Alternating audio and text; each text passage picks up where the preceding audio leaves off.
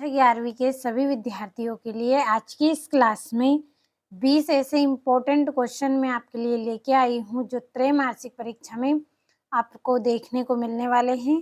तो पूरा वीडियो आपको लास्ट तक देखना है। समय कम लूँगी और पूरे प्रश्नों को अच्छे से समझाने वाली हूँ।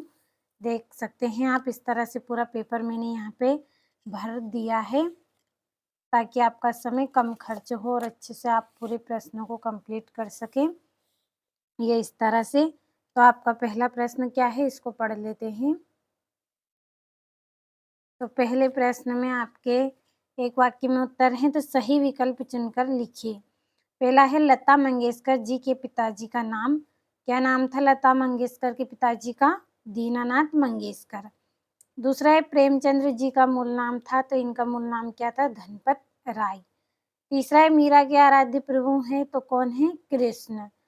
चौथा है, कवि ने ईश्वर के कितने रूप माने हैं? तो कबीर ने ईश्वर का केवल एक रूप माना है। अगला है, मीरा ने श्री कृष्ण को किस रूप में स्वीकार किया? तो पति के रूप में स्वीकार किया था मीरा ने कृष्ण को। छठा है, महाकाव्य में सर्गों की संख्या होती है, कितनी होती है? 8 या 8 से अधिक। तो ये 6 सही विकल्प हैं आपके, अच्छे से आपको कंप्लीट कर लेना है इनको। अब अगले प्रश्न की ओर बढ़ते हैं। तो अगला प्रश्न आपका जिसमें रिक्त स्थान है। पहला है, भारतीय गायिकाओं में डेडेस को बेजोड़ गायिका कहा गया। किसको? लता मंगेशकर को। दूसरा है, अर्थ की दृष्टि से वाक्य के डेडेस भेद हैं। कितने भेद हैं? 8 भेद होते हैं। अगला है, काव्य की शोभा बढ़ाने वाले तत्व डेडेस कहलाते हैं। तो क्या कहलाते हैं? अलंकार कहलाते हैं। चौथा है, मन्नू भंडारी द्वारा रचित पटकथा एक चर्चित डेडेस है। तो क्या है? टीवी धारावाहिक। अगला है, छायावाद के प्रमुख स्तंभ डेडेस हैं। तो कितने हैं? 4 स्तंभ है छायावाद के। सातवां है, कबीरदास जी ने ईश्वर की कबीरदास जी ने ईश्वर की सत्ता डेडेस मानी है। तो कितनी मानी है? 1 सत्ता मानी है। तो ये आपके रिक्त स्थान हो गए हैं और ये यहाँ से आपकी जोड़ियाँ भी मैंने भर रखी हैं पहले ही, तो अच्छे से आप इनको भी कंप्लीट करें। फिर अगले प्रश्न की ओर हम बढ़ेंगे। तो अगले प्रश्न को पढ़ लेते हैं। तो ये आपका अगला प्रश्न है। चौथा है, एक वाक्य में उत्तर लिखिए। तो पालर पानी और पताल पानी के बीच का तीसरा रूप कौन सा है? तो रेजानी पानी। दूसरा है, छंद कितने प्रकार के होते हैं? 2 प्रकार के होते हैं छंद।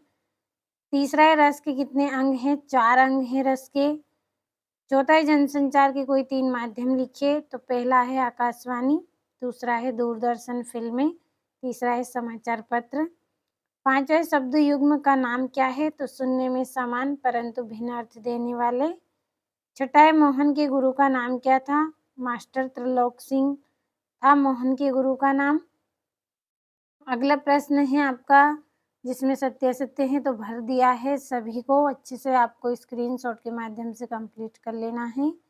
अब अगले प्रश्न की ओर बढ़ते हैं। तो अगले प्रश्न में आपका छठा है, मीरा कृष्ण की उपासना किस रूप में करती थी? सूर्योदय वर्णन के लिए किस तरह के बिंबों का प्रयोग हुआ? सातवां, भक्ति काल की 2 विशेषता लिखिए। आठवां, धनराम मोहन को अपना प्रतिद्वंदी क्यों नहीं समझता था? इसका अथवा है, इतिहास में स्मृति का वर्णन नहीं मिलता क्यों? नौवां है, कहानी के तत्वों के नाम लिखिए।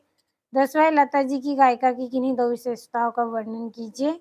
और राजस्थान में कुई किसे कहा जाता है? तो इतने प्रश्नों का आप स्क्रीनशॉट लें और अच्छे से कंप्लीट करें। अब हमारा 11वां प्रश्न है, उसको पढ़ लेते हैं। तो ये आपका 11वां है, जनसंचार माध्यम किसे कहते हैं? 12वां है आपका छंद की परिभाषा उदाहरण सहित। 13वां है, वाक्य शुद्ध करके आपको लिखना है, यहाँ पे 2 नंबर का है।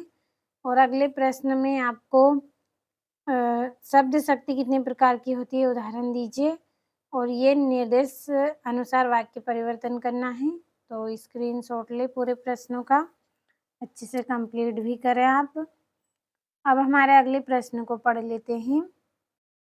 तो ये आपका 16वां, प्रेमचंद्र अथवा शेखर जोशी का साहित्य परिचय निम्न बिंदुओं के आधार पर लिखिए। पहले में रचना, दूसरा में भाषा शैली, तीसरे में शैली है, चौथे में साहित्य में स्थान। इसी तरह से 17वां है, इसमें कबीर और मीराबाई का साहित्य परिचय देना है। स्क्रीनशॉट ले जल्दी से।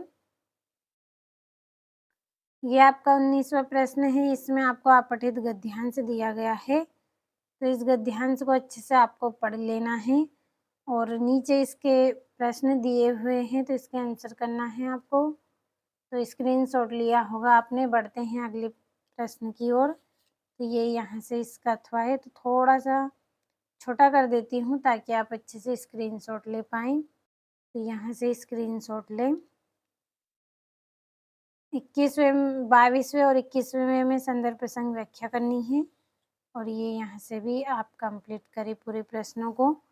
इम्पोर्टेंट क्वेश्चन ही मैंने आपको इस वीडियो में बताए हैं, तो कंप्लीट ज़रूर कर ले सारे प्रश्नों को अच्छे से। तो ये अगले प्रश्न में आपको आवेदन पत्र करना है, 22वें में और 23वें में निबंध करना है।